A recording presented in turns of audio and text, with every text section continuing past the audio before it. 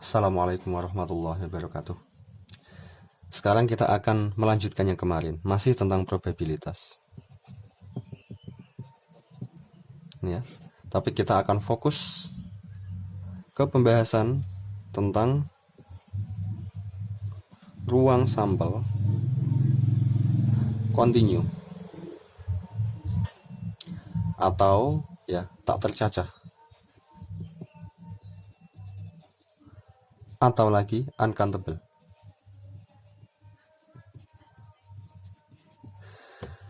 Nanti kita akan sampai kepada rumus umum gitu ya. Tapi sebelum ke sana, kita coba perhatikan kasus ini dulu. Bayangkan ada dua buah dinding. Dinding pertama, ada dinding kedua. Ini. Kemudian di antara dinding itu ada bola bergerak dengan kecepatan tertentu ke sana, itu ya. Kecepatan v misal ke sana. Kemudian setelah dia sampai ke dinding ini, dia terpantul ke kiri. Kemudian pas dia sampai di sini, dia terpantul ke kanan. Bayangkan kecepatan ketika dia bergerak ke kanan dengan ke kiri itu sama. Kemudian bayangkan dia bergeraknya cepat gitu, bolak-balik ke sana ke sini. Oke. Kalau kita ngomongnya dia misal di bumi gitu, dia kan geraknya sambil jatuh gini ya. Karena ada gravitasi. Nah, jadi bayangkannya jangan di bumi, pokoknya di luar angkasa atau di mana lah, pokoknya yang nggak ada gravitasi. Dia bisa bergerak bolak-balik ke kiri ke kanan gini, cepat. Kemudian kita menanyakan berapa peluang dia berada di wilayah ini, misal gitu. Atau berapa peluang dia ada di wilayah setengah dari titik tengah ke sana, misalnya gitu. Kalau seperti itu berarti ruang sampelnya apa? Ruang sampelnya adalah posisinya ini kan, himpunan titik-titik yang ada di sepanjang garis ini, jelas. Ada berapa banyak titik itu? Ada banyak sekali ya. Banyak sekali titik yang kita nggak bisa menyebutkan satu-satu. Banyaknya adalah tak hingga gitu ya kira-kira. Dan itu dia uncountable. Kita nggak bisa melabeli titik-titik itu dengan bilangan-bilangan asli. Oke, itu contohnya ruang sampel yang uncountable seperti itu. Kemudian kemarin kan kita ngomong tentang peubah acak. Kita melabeli titik-titik itu dengan bilangan real ya, peubah acak real. Sekarang kita akan coba melabeli titik-titik ini itu dengan bilangan-bilangan real. Maka supaya gampang ya, gampangnya ngomong saya buat ini sumbu X gitu aja. Maka yang awalnya hanya berupa titik sekarang menjadi bilangan karena terlabeli oleh X tadi. Oke. Bayangkan saya buat sumbu X ke sana. Nah, garisnya nggak lurus gini ya. Sumbu X ke sana. Ini adalah X sama dengan 0 di sini. Ya, harusnya saya buat garisnya di sini nggak apa-apa, sumbu X-nya di sini nggak apa-apa, tapi daripada tumpuk-tumpuk gitu, saya lebih enak buatnya di bawah. Tapi maksudnya sama ya. Kalau misal dia di sini, bolanya di sini itu berarti X-nya 0. Kalau dia di sini, X-nya adalah ya panjang dari sini ke sini itu berapa? Misalnya kita buatnya L gitu. Dari sini ke sini itu panjangnya L. Ya. Oke. Berarti kalau saat dia di tengah-tengah gini, tengah-tengah antara sini dan sini, berarti dia X-nya adalah setengah L. Jelas ya? Di kasus ini kebetulan pelabelannya itu satu-satu ya. Jadi satu titik sampel terlabeli dengan satu buah X, atau satu buah X itu juga melabeli satu buah titik sampel. Jadi nggak ada yang satu X melabeli dua. Tapi kasusnya nggak harus seperti ini loh. Ini kan kebetulan satu-satu, tapi nggak harus. Oke, kemudian seandainya ada pertanyaan seperti ini. Ada pertanyaan gini, berapa peluang benda ini, apa itu, bola atau apa itu, berapa peluang benda itu aja ya, berapa peluang benda itu berada di X sama dengan setengah L. Misalnya ada pertanyaan seperti ini. Jadi pertanyaan ini menanyakan berapa peluang bola itu berada di tengah-tengah antara dinding ini dan ini. Misalnya seperti itu. Kalau kita masih mengacu kepada rumus yang kita dapatkan kemarin untuk kasus ruang sampel yang diskrit ya, itu peluangnya kan mencarinya gini. Jawabannya kan gini. Peluangnya itu adalah banyaknya peristiwa yang dilabeli oleh X sama dengan setengah itu ada berapa? Satu ya, di sini kasusnya satu. Banyaknya anggota peristiwa yang dilabeli oleh X sama dengan setengah L, maksudnya setengah L.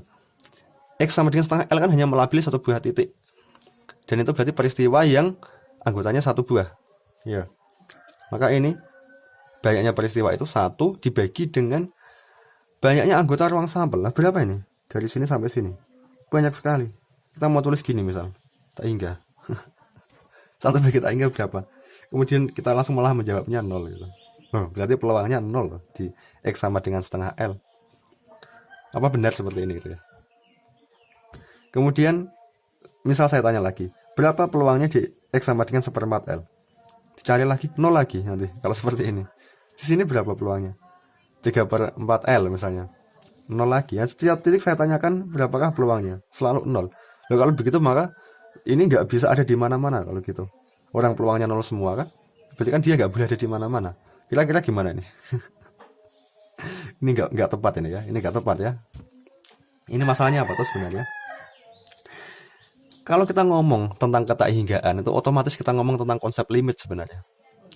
1 bagi tak hingga itu nggak jelas ya.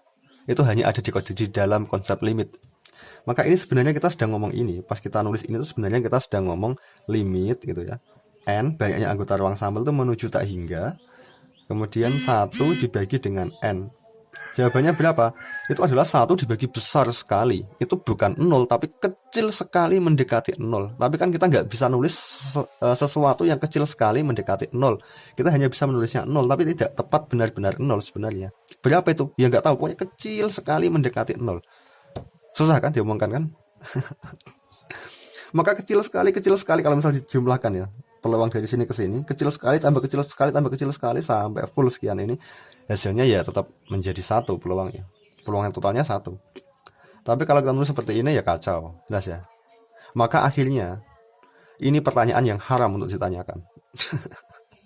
Maksudnya gimana? Nggak boleh tanya seperti ini. Kalaupun ditanyakan ya oke, jawabannya 0. Tapi bukan 0 tepat ya sebenarnya, mendekati 0. Akhirnya kita nggak boleh tanya seperti ini. Terus pertanyaannya gimana yang diperbolehkan? Ya kita tanya misalnya gini, berapa peluang ini ya, bola ini atau benda ini itu berada di interval dari A sampai B, misalnya gitu. Berapa peluang dia berada di sini? Misalnya seperti ini ya. Nah ini baru kita bisa jawab kira-kira. Kalau kita jawabnya dengan gini, misal banyaknya anggota interval dari A sampai B, banyaknya titik dari A sampai B dibagi dengan 0 sampai L gitu ya, juga nggak bisa jawab. Ini banyaknya kan tak hingga, dibagi tak hingga, nggak jelas. Bagi tak hingga tak terdefinisi. Maka kita akan mencari cara lain yang mungkin kita bisa menerima, tapi nggak seperti itu caranya. Tak hingganya ini tuh mungkin lebih sedikit daripada tak hingganya ini. Tak hingga itu kacau ya, konsep tak hingga itu. Tak hingganya ini kira-kira gini kita ngomong akhirnya, sebanding dengan panjang dari sini sampai sini, panjang interval, jelas ya. Maka akhirnya kita tidak menggunakan banyaknya titik, tapi kita menggunakan panjang interval. Banyaknya titik ini dibagi banyaknya titik dari sini ke sini, kira-kira sama lah dengan panjang interval ini dibagi panjang interval ini, jelas.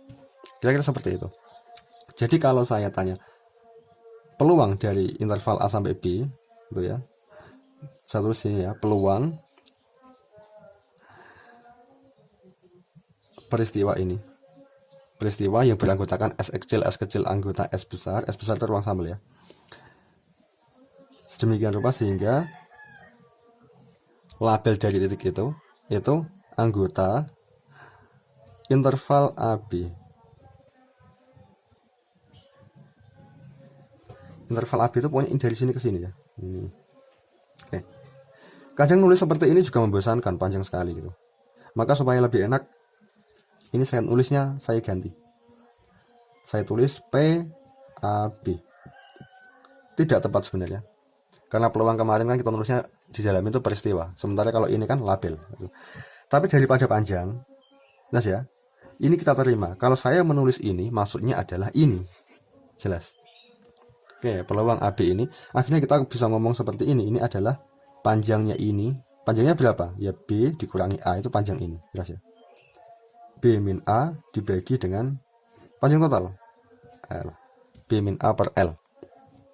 Ini peluangnya. Yang awalnya menggunakan banyaknya titik, sekarang kita menggunakan panjang interval. Ya seperti ini kasusnya kalau kita ngomong ruang sampel kontinu ya. Kalau kemudian misal saya tanyakan berapa peluang menemukan partikel atau benda ini ya, itu di interval A B gini, tapi ini pakai kurung kotak. Pakai kurung kotak maksudnya adalah A-nya ikut, B-nya ikut. Kalau yang atas ini itu A-nya nggak ikut, B-nya nggak ikut. Berarti bola atau benda itu berada di antara A dan B, tapi A nggak ikut, B nggak ikut. Tapi kalau yang ini itu A-nya boleh ikut, B-nya boleh ikut. Peluangnya berapa? Ini kan cuma ketambahan satu titik dan satu titik lagi tuh. Awalnya A nggak ikut, sekarang ketambahan ada A. Ini awalnya B nggak ikut, sekarang ketambahan ada B. Panjangnya berapa ya? Kecil sekali ya. Yang akhirnya dianggap sama gitu. Maka tetap sama dengan ini. B min A bagi L. Maka sama aja ini. Mau interval terbuka seperti ini atau interval yang pakai kurung kotak tertutup seperti ini. Itu sama aja.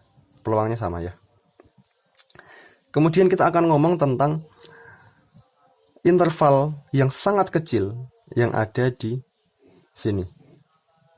Interval yang sangat kecil itu adalah interval ini kan panjangnya dari A sampai B kan B min A. Ada interval yang sangat kecil yang panjangnya itu sampai menuju ke 0, panjang interval itu. Kita kasih nama interval itu adalah dx. Dari sini sampai sini itu ya, kecil sekali gitu. Ini kalau kecil susah digambar ya. Pokoknya kecil sekali. Ini kurang kecil loh sebenarnya, sangat kecil sekali. Itu adalah dx. Itu. Peluang untuk menemukan benda ini di wilayah dx itu kita kasih nama dp. Sini ya. Saya kasih nama dp. Maka dp peluang menemukan partikel itu di wilayah dx itu adalah panjang interval dibagi L, yaitu dx dibagi L. Tapi ini ya penulisan seperti ini. Kalau kita mau ngomong bilangan juga bukan bilangan juga ini. Dx itu kita ngomong dx itu berapa toh kalau dalam bilangan? Ya nggak bisa, kecil sekali, mendekati 0. Setiap kita ngomong bilangan yang kecil dia lebih kecil daripada itu. Kemudian dp jadi kecil juga. Ya kita tulis seperti ini aja. Pokoknya peluang dari menemukan partikel di wilayah dx ya dx dibagi L yang itu sama dengan dp. Gitu.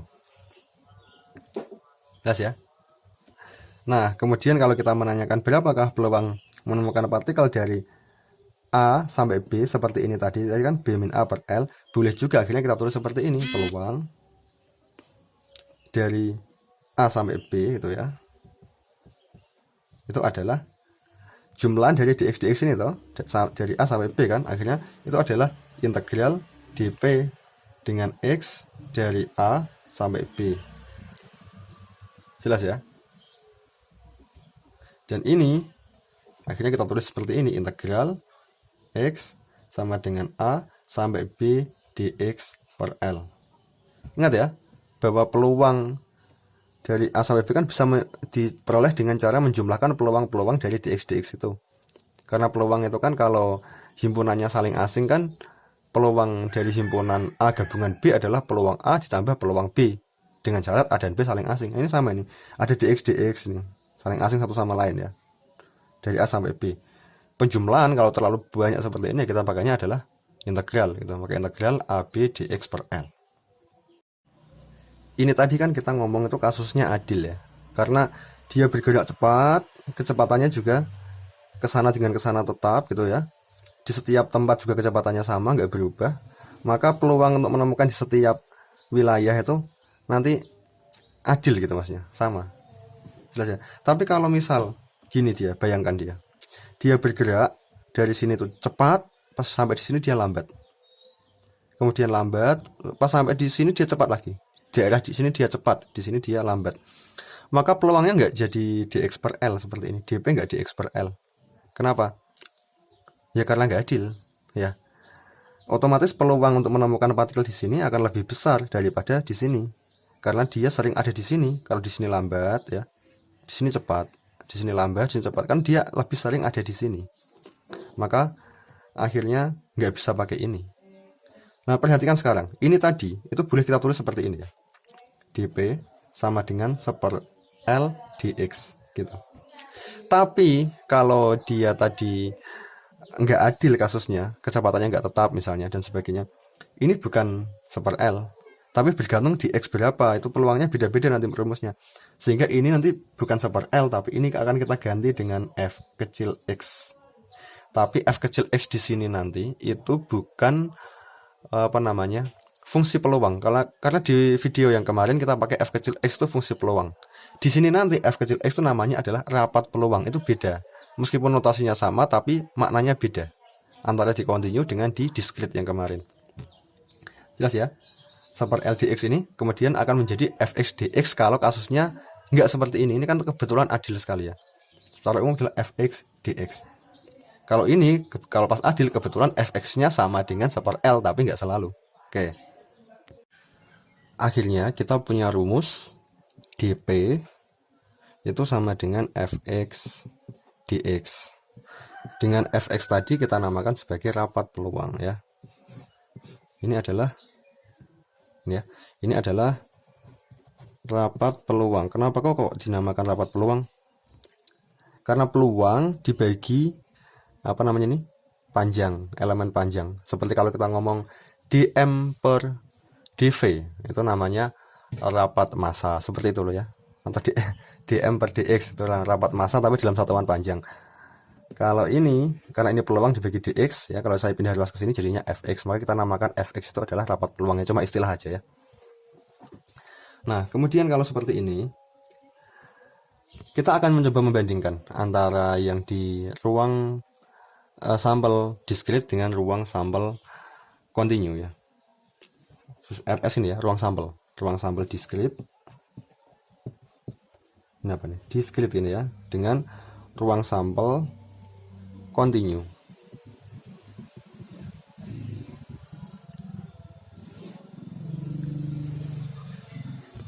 Ingat ya, saya buat tabel ini. Di ruang sampel discrete kita punya PI. Apa itu PI? PI adalah FXI. Apa itu FXI? Yaitu peluang menemukan partikel. Peluang untuk peristiwa yang dilabeli dengan XI. Seperti kemarin, ya. Di sini kita nggak bisa menanyakan peluang untuk satu buah peristiwa yang dia itu singleton, satu buah anggotanya satu, itu nggak bisa. Kita hanya bisa mempertanyakan yang paling kecil ya dp tadi itu ya. Meskipun juga ini dp ini nggak bisa kita nyatakan dalam bilangan sebelum diintegralkan ya, tapi kita tulis dp sama dengan fx dx. Lihat ya, fx di sini beda dengan fx di sini. F ini beda dengan f ini. F ini adalah fungsi peluang, f ini adalah rapat peluang. Jelas. Maka fxi ini kalau di sini itu adalah bukan sama dengan analoginya ya. Itu adalah fx dx. Fxi di sini yang mewakilinya adalah fx dx. Jelas ya. Kemudian kita punya x rata-rata di sini. Itu adalah sigma i xi pi atau xi fxi gitu kemarin itu. X rata-rata seperti ini. Kalau di sini sigmanya jadi integral. X rata-rata adalah jumlahan dari dp dikalikan x. Hasilnya gitu. Tapi banyak sekali dp. Maka menjadi integral x dp gitu ya. Ini gitu. Dari wilayah berapa, dari batas berapa sampai berapa? Ya untuk seluruh ruang. Kalau tadi itu ya berarti dari 0 sampai L. Tapi kalau misal saya tulis dari minta hingga sampai tak hingga juga nggak salah. Minta hingga sampai tak hingga. Saya tulis gini aja supaya lebih umum. Kenapa begitu? Lihat ini lagi ya. Ini kan dari 0 sampai L. Kayak yang di sini peluangnya berapa? 0. Yang di sana peluangnya berapa? 0. Karena bola nggak mungkin ada di sini dan nggak mungkin ada di sana. Jelas. Tapi kalau misal ini saya ikutkan dari minta hingga sampai tak hingga X-nya, ya nggak masalah toh, yang di sini peluangnya 0. Kalau saya tulis 0 sampai L juga boleh. Tapi supaya lebih umum saya tulis dari minta hingga sampai tak hingga. X dp, dan itu sama dengan ini ya, ini jadi ini gitu ya. X rata-rata itu adalah integral dari X sama dengan minta hingga sampai tak hingga X dp. dp-nya adalah fx dx, maka menjadi x fx dx. Jelas ya? Kemudian di sini itu ada lagi standar deviasi atau simpangan baku. Itu adalah akar sigma i xi min x bar dikuadratkan pi. Ada gini kan? Maka di sini dia menjadi akar integral ya, sigma jadi integral dari x sama dengan min tak hingga sampai tak hingga. Kemudian ini ada x min x rata-rata dikuadratkan dikalikan dengan dp. Ini ya, ini sampai sini aja lah, sampai sini dp. Nah, jadinya boleh juga kita tulis seperti ini. Akar ya, integral x min tak hingga sampai tak hingga x min x rata-rata dikuadratkan, kemudian ini fx dx karena dp kan fx dx. Oke ya, yang penting ini ya, saya kotak ya. Ini.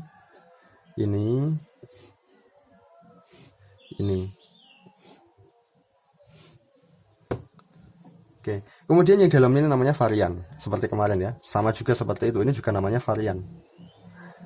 Saya tulis ya, varian x gitu ya. Itu adalah integral x min tak hingga sampai tak hingga. Kemudian ini x min x bar kuadrat fx dx, pakai yang ini ya, fx dx. Ini varian ya. Kalau mau diurutkan ya tulis dulu dp, terus jadinya seperti ini ya. Tapi biar langsung aja, nggak masalah, sudah paham ya. Ini kalau di ini variannya nggak usah saya tulis ya, kan kemarin udah. Nah, atau ini kan juga kemarin kita boleh menulis seperti ini, akar dari variannya boleh ditulis sebagai x kuadrat dirata-ratakan dikurangi x rata-rata dikuadratkan. Ini juga sama kalau seperti ini kasusnya. Dibuktikan bisa. Cuma yang kemarin sigma diganti integral. Untuk supaya buat latihan, kalau penasaran cek sendiri ya. Kemarin saya sudah buktikan tapi pakai yang sigma. Kalau sekarang pakai yang integral. Tapi saya nggak buktikan lah. Kalau penasaran ya coba dibuktikan ya.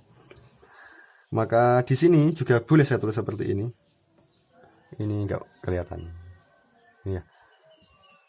Ini juga boleh saya tulis sebagai akar ya. Apa itu? X kuadrat rata-rata dikurangi x rata-rata dikuadratkan. Ini juga berlaku baik untuk di sini ataupun untuk di sini. Oke ya. Ini juga berlaku. Dan ini juga namanya varian ya. Varian selain ini, selain yang di sini ya, itu juga boleh kita tulis seperti ini ya. X kuadrat di rata-rata dikurangi x rata-rata dikuadratkan, juga sama. Oke, ini yang saya kotak-kotak ini adalah rumus-rumus penting untuk apa namanya, kasus tadi ruang sampelnya itu kontinu. Nah, sampai sini sebenarnya videonya itu. Cuman saya masih mau ngasih tambahan sedikit karena bagaimana sih yang penerapannya di kuantum itu sedikit sekali itu ya. Oh iya, sebelum saya tunjukkan penerapan di mekanika kuantum atau fisika kuantum, ternyata ada yang kelupaan sedikit ya. Belum saya tuliskan di sini, tapi ini tempatnya penuh ini. Saya tulis di sini aja ya. Ruang sampel diskrit. Ini ruang sampel kontinu. Kayak kelihatan ini. Masih satu lagi saya kelupaan menulis, yaitu apa namanya, fungsi distribusi ya. Kalau di diskrit ada fxi, ini sama dengan sigma xj kurang dari sama dengan xi f kecil xj. Ini ya. Kalau di sini maka saya tulis fx gitu, sigma menjadi integral. Kalau ini pakainya xi, ini xj ya. Di sini saya pakainya di sini x, di sini saya pakainya selain x, misalnya u atau y gitu. Saya pakai u aja ya. Fu du. Ini ya. Fu du ini, yang fu-nya ini adalah rapat peluang, kalau ini adalah fungsi peluang, beda ya. Kemudian ini kan untuk xj yang kurang dari sampai dengan xi ya. Kalau ini berarti untuk u ya, untuk u, ini saya kasih u yang nilainya kurang dari x sampai ke x, maka ini u paling kecil kan minta hingga ya, sampai X itu sendiri. Oke, inilah rumusnya. Oke, maaf tadi kelupaan. Oke, setelah ini saya tunjukkan penerapan ke fisika kuantum. Oke, ini sedikit saya tunjukkan penerapan di kuantum. Meskipun kalian semester 2 itu, tapi nggak apa-apa ya. Kalau bingung ya udah yang ini abaikan, tapi yang sebelumnya ini sebisa mungkin paham itu. Penerapan di fisika kuantum.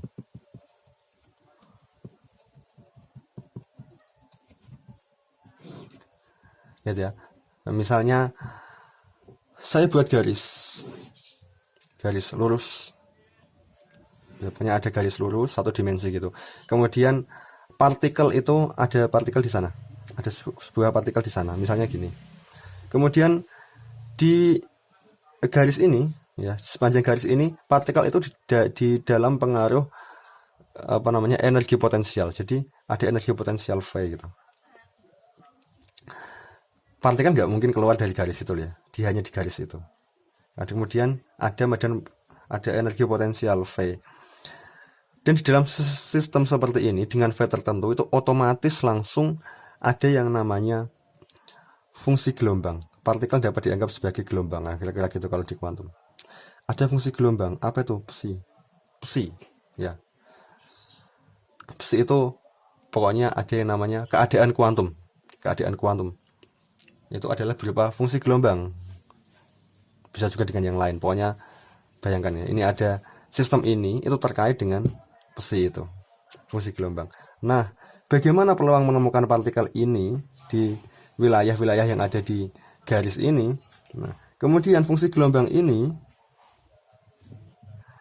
kalau ini itu fungsi kompleks nanti. Ini kalau saya cari konjugatnya, kemudian saya kalikan dengan dirinya sendiri, atau sama juga dengan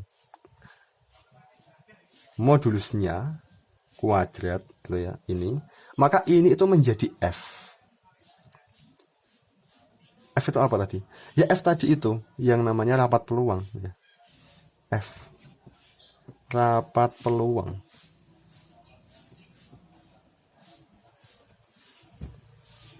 Mesti masih bingung dengan ini kan? Tapi lupakan kalau bingung.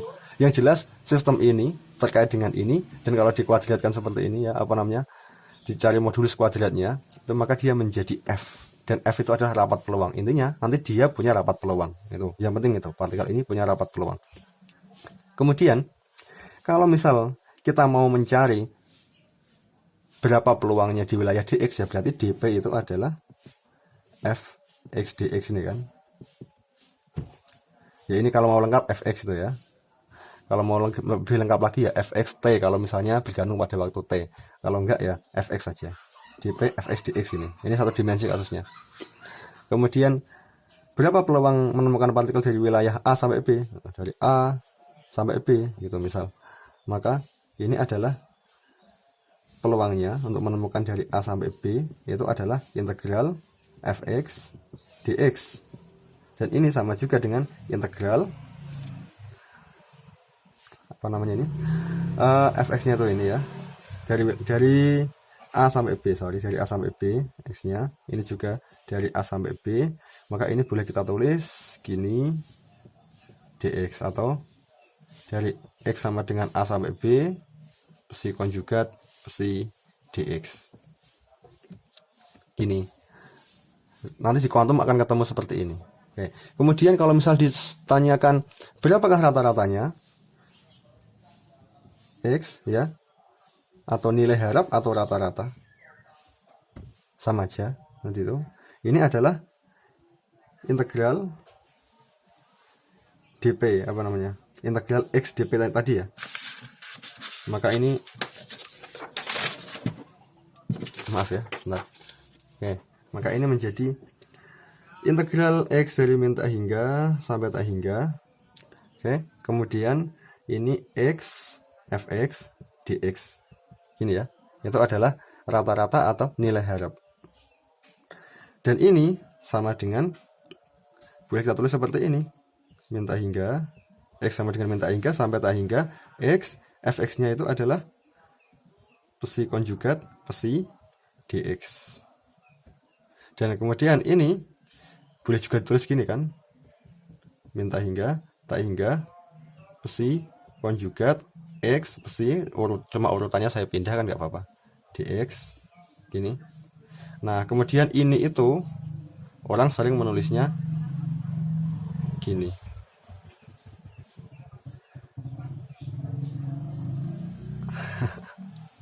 Ini nanti boleh kita ganti seperti ini. Kalau orang nulis seperti ini maksudnya ini. Nah, bingung ya kalau saya bahasnya sampai sini. Ini saya tunjukkan saja, nanti kalian akan bertemu dengan ini. Kalau belum paham ya udah abaikan. Tapi yang sebelum ini kalau bisa paham ya. Penerapannya nanti salah satunya adalah ke sini. Ketika menghadapi mata kuliah fisika kuantum atau mekanika kuantum. Oke, sampai sini video kita. Terima kasih atas perhatiannya. Tetap semangat belajar. Meskipun belajar dari rumah gitu, tetap belajar ya. Karena kalau ini masih semester 2, kalau ini enggak dipelajari terus ke depan kepake ke selanjutnya ya kacau. Oke, terima kasih. Assalamualaikum warahmatullahi wabarakatuh.